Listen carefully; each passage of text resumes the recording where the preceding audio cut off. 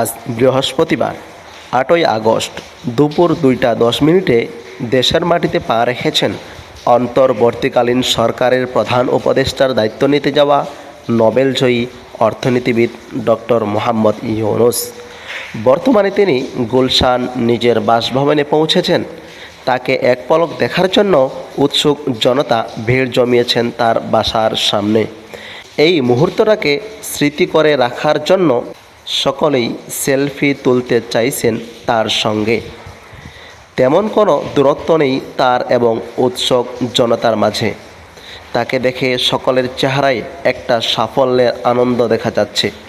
আজ বৃহস্পতিবার ৮ই আগস্ট রাত ৮টায় অন্তর্বর্তীকালীন সরকারের প্রধান উপদেষ্টা হিসেবে দায়িত্ব গ্রহণ করবেন তিনি। এখন দেখুন বিস্তারিত ভিডিও।